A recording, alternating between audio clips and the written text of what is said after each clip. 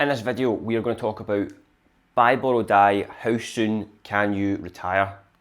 This video, I'm going to use a real live case study, a real balance sheet, a real person, Renee from San Jose, California, who is a doctor. She phoned up the Dave Ramsey show. She asked, how do I find the motivation to work another 13 years so that she can get her free healthcare?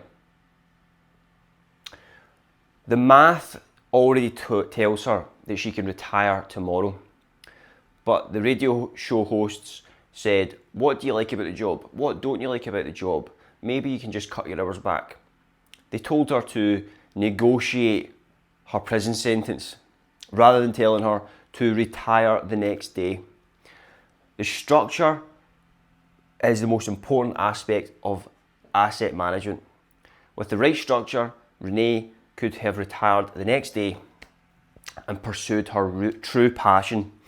See, her actual problem was not solved on the phone call. She wants to spend more time with her aging family members. She has a passion for the violin and the piano and music. Her job does not allow her to pursue those passions. She believes part-time work is 50 to 60 hours a week and full-time work is 80 hours a week, because this is the normal life for a doctor. They're so institutionalized that they think 60 hours a week is part-time, which is insanity. On the call, she did say her financial planner told her she could retire, but personally, I don't think she was convinced.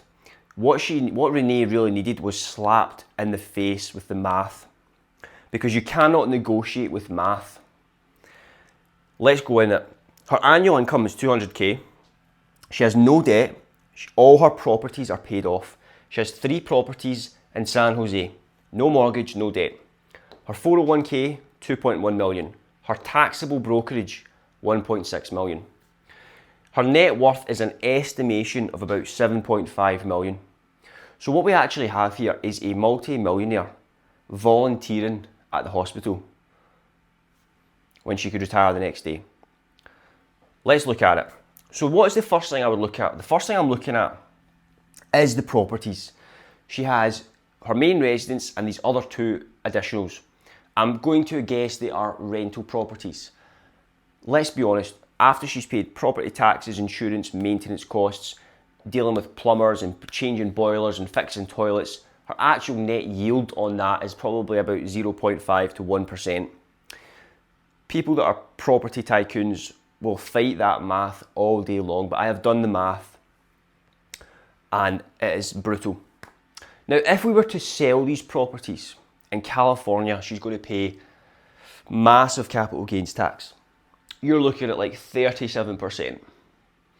I done an estimation that she would pay $670,000.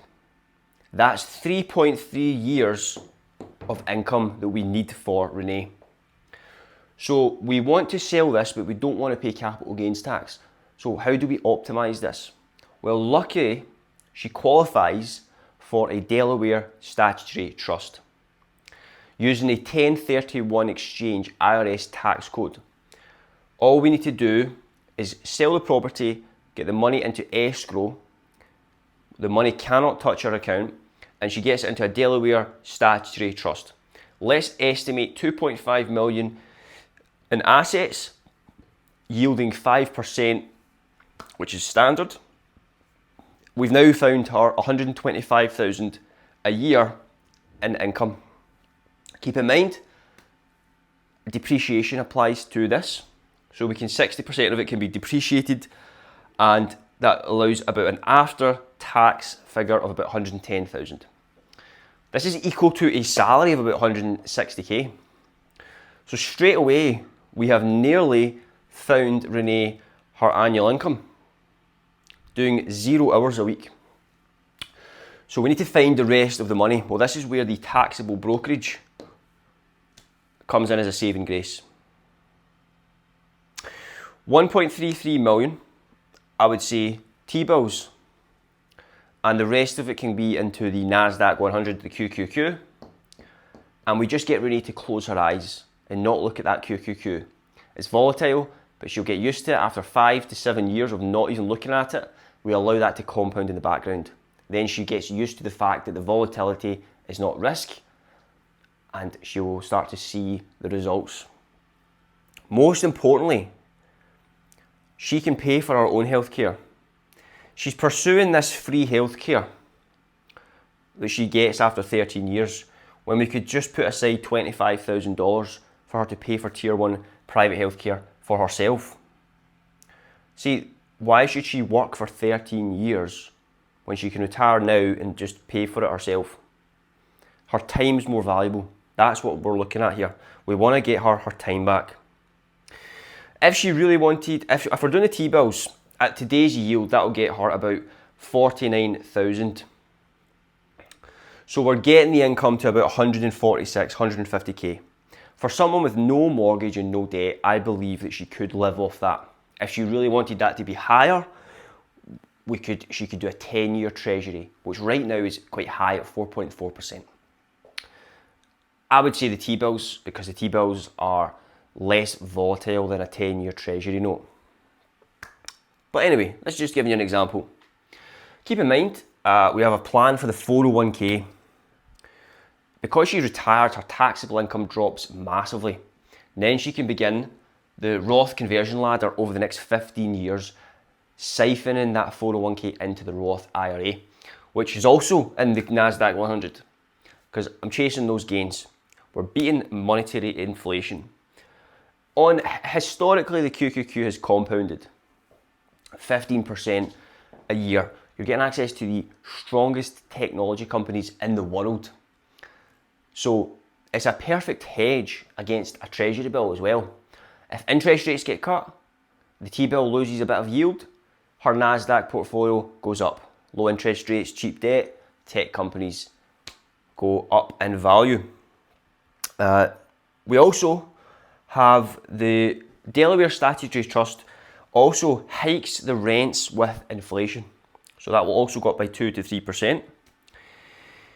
Then after the 5 to 7 years, the buy, borrow, die protocol is engaged, because that QQQ portfolio has grown over the last 7 years, and it's up to like 750k if it meets the expectations of the past. She can then take a small margin loan against that portfolio if she wants to increase her annual income. She could easily take $28,000 a year from that portfolio as a margin loan and add it onto her income, so she has more cash flow. Her cash flow will also go up after the age of 61, just by no longer paying the Roth IRA tax bill, because that 401k has now been siphoned into the Roth IRA. Then it just compounds violently at this point. The QQQ and the Roth IRA is just exponentially growing. Her debt is being shrunk by the value of the portfolio. You see, as I say on all my videos, I've been over this several times. You need the growth if you're going to do buy, borrow, die. The reason why am I not just saying the S&P 500? There's not enough growth to borrow against it, which means we're forced to liquidate it, which means we're forced to pay capital gains tax.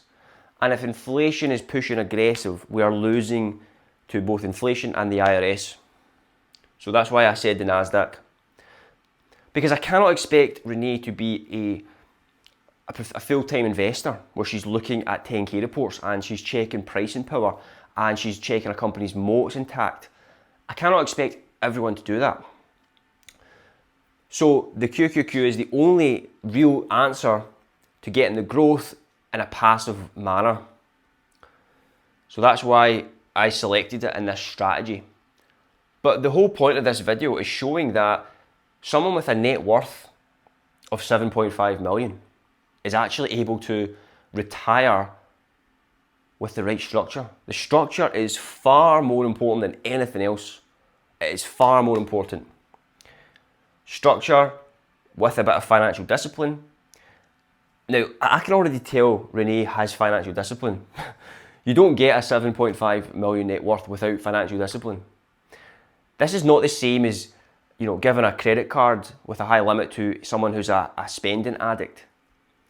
That's the whole point. The strategy, all financial strategies require financial discipline. The buy, borrow, die framework is perfectly acceptable. Borrowing a debt that costs 4% against an asset growing at 15% is prudent and diligent financial management. So there you have it. The retail mindset will completely reject this entire framework because the belief is more is not enough. Enough is not enough. We always need more. We always need more. When actually it's the structure, the wise, correct structure is what truly matters. So we've managed to get her income really at the lowest end of the spectrum, $146,000 a year from an annual salary of $200K. I think that's manageable for someone who doesn't have any debt on the main residence. But there is tweaks that we can make to get that higher, of course, if we want to. There's movement there.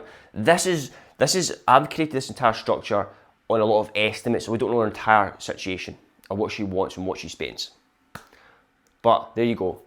That is an example of buy, borrow, die retirement protocol. We have multiple engines in place. Any objection is an emotional objection.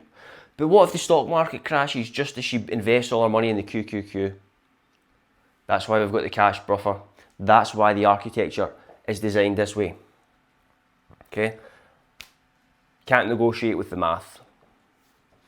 Hope you like the video. More of these videos coming. If you want to get your own architecture, look into the description and you have contact details there.